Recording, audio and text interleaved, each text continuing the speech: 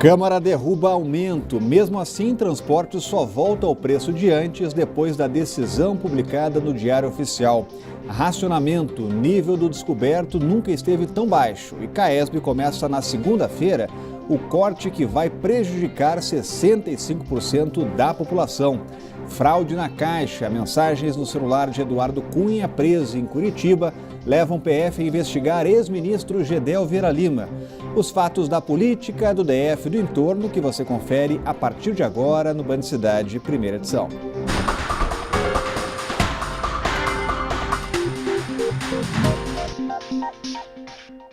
Olá, muito boa tarde a você. Quem depende de ônibus e de metrô saiu de casa hoje achando que já encontraria tarifas mais baratas. Mesmo com a derrubada do aumento pelos distritais, a população vai ter que esperar mais um pouco. O decreto que retira o reajuste de 25% precisa ser publicado no Diário Oficial para começar a valer.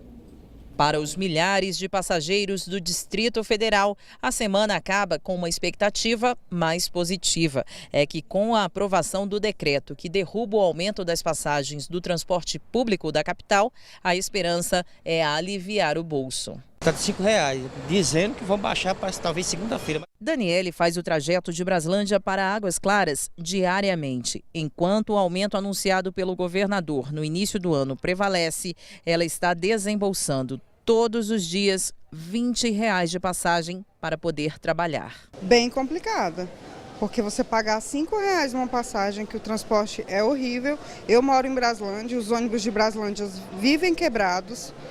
Não tem o menor recurso para o cidadão e a falta de educação dos funcionários, pontualidade não existe. Alguns passageiros amanheceram em dúvida se as tarifas do transporte público do Distrito Federal estariam mais baratas nesta sexta-feira e, pelo visto, vão passar o fim de semana sem saber o que vai acontecer. Para a população tudo é demorado, né? Para eles, o imposto, eles querem receber rápido, se não receber, tem os juros que a gente tem que pagar, né? Os passageiros estão revoltados com o fato de que o governador já sinalizou que vai recorrer à justiça para manter o aumento das passagens. Os deputados distritais conseguiram derrubar e ele quer voltar, né? Eu acho que está sendo uma teimosia por parte dele. Ele tem que tomar outros caminhos para chegar a uma solução desse impasse que está acontecendo aqui em Brasília. E é bom explicar que são duas publicações até a derrubada do aumento. Uma no Diário da Câmara, que acaba de sair, e outra no Diário Oficial do DF. Se quiser, o governo pode soltar uma edição extra, mas tem 15 dias para isso. Por enquanto, a única certeza é de que o Buriti vai recorrer à Justiça. A sessão extraordinária da Câmara de ontem foi convocada em meio às férias por conta da repercussão negativa causada pelo aumento. Só 6 distritais faltaram. Menos de uma hora depois do veto ter sido derrubado pelos deputados distritais, o governador Rodrigo Hollenberg falou sobre o assunto. O valor das passagens de ônibus e metrô ainda não tem previsão de baixar. E o governo já trabalha para reverter o resultado da votação da Câmara Legislativa. Com o veto do decreto, o valor da passagem só retorna ao valor antigo depois que for publicado no Diário Oficial do GDF e no da Câmara Legislativa, o que só deve ocorrer na semana que vem. O GDF já se posicionou anteriormente, garantindo que vai à justiça contra o veto. Considero lamentável a decisão da Câmara, considero uma decisão irresponsável, uma decisão desconectada da realidade econômica do Distrito Federal e do Brasil. E a Câmara tem feito isso, tem criado despesas sem apontar receitas e isso tem contribuído para agravar a crise econômica. Os distritais defenderam que existem outros meios para garantir a melhoria do sistema de transporte público atual.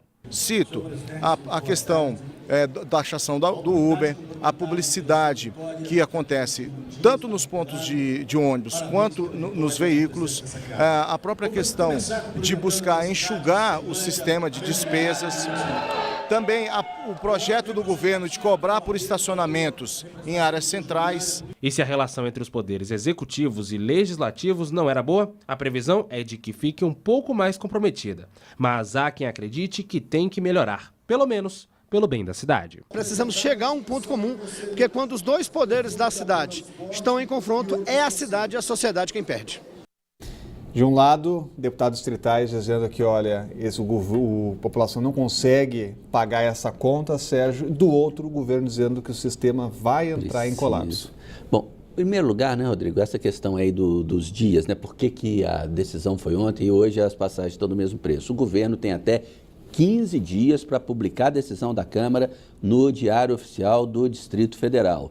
E até lá, então, continua valendo a decisão anterior. E como o governador anunciou que vai recorrer à Justiça, é bem provável, então, que o GDF use todo esse prazo aí até a publicação, na esperança de que, nesses 15 dias, a Justiça dê um parecer favorável pela manutenção da passagem no preço estabelecido pelo GDF no dia 2 de janeiro. Agora, é aquela história, né? Para aumentar é assim, ó, plim, é da noite para o dia. Para baixar, demora que só, mas o importante é aquilo que a gente vem defendendo aqui desde o primeiro dia desse aumento, é a abertura das planilhas para comprovação de como está o sistema, o estado da arte, o retrato do sistema, precisa ou não precisa desse aumento, por que essas planilhas não foram abertas e publicadas até hoje, por que essa falta de transparência, será que não dá para abrir a planilha porque ela mostraria uma situação diferente? Sei lá, mas é o que a população mais precisa, mais exige nesse momento. E pelo menos 100 catadores do lixão da Estrutural fizeram um protesto na manhã de hoje. A inauguração do novo aterro de Samambaia na próxima semana está causando receio na categoria. A manifestação começou na pista da Estrutural e terminou no Buriti. Mais de 100 manifestantes saíram da Estrutural na manhã desta sexta com faixas em direção ao Palácio do Buriti. O motivo, o fim do maior lixão a céu aberto da América Latina, o lixão da Estrutural. Catadores temem ficarem desempregados com a transferência do lixão para o novo aterro em Samambaia. Outro grupo de manifestantes amanheceu em frente ao Palácio do Buriti para chamar a atenção das autoridades sobre a situação. Nós não queremos de jeito nenhum, tem que continuar lá. E se fechar lá, ele tem que indenizar nós. Tem que ter indenização para indenizar nós. Nós não vamos viver sem trabalhar. No fim do ano passado, o IBRAM liberou a licença de operação do Aterro Sanitário Oeste, em Samambaia, que deve receber por dia 900 toneladas de lixo. Segundo os catadores, a manifestação de hoje cobra promessas feitas pelo GDF. Já prometeram tanta coisa pra gente, que se a gente realmente fosse contemplado, a gente não estaria nessa situação. Em nota, o Serviço de Limpeza Urbana informou que vai contratar cooperativas de catadores para fazer a coleta seletiva e a triagem de material reciclável. Dentro desse processo estão inclusos os catadores da Estrutural. Um galpão de triagem deve ser construído, mas só em 2018. O aterro de Samambaia vai ser inaugurado na próxima terça-feira. A Polícia Federal investiga o ex-ministro Gedel Vieira Lima e o ex-deputado Eduardo Cunha por fraudes na Caixa Econômica Federal. Gedel foi afastado do governo em meio a um escândalo de tráfico de influência na cultura e Cunha está preso pela Lava Jato. A nova denúncia de fraude começou a ser investigada por causa de mensagens suspeitas no celular do ex-todo-poderoso da Câmara.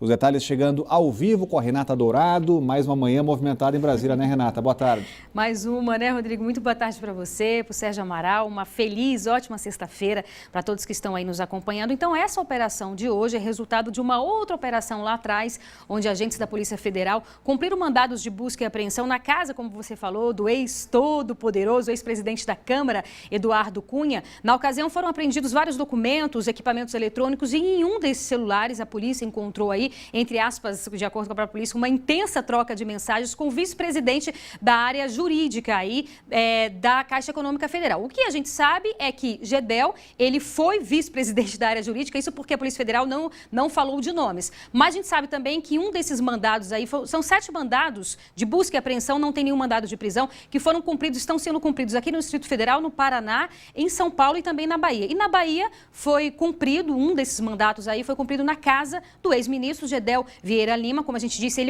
ele que ocupou aí esse cargo, e a gente sabe também que ele foi afastado por conta de um outro escândalo. Relembrando aqui rapidamente, o então ministro da Cultura, Marcelo Calero, veio a público dizer que Gedel, na época em que ele era ministro da Secretaria de Governo, responsável pelas articulações políticas aí do governo, teria pressionado o então ministro da Cultura para a liberação de um empreendimento de luxo em Salvador, onde ele teria um apartamento. O que ocorre é que esse empreendimento estava sendo construído em uma área tombada, patrimônio histórico da Bahia. E aí isso gerou um desgaste tão grande que o próprio ministro pediu aí demissão, saiu.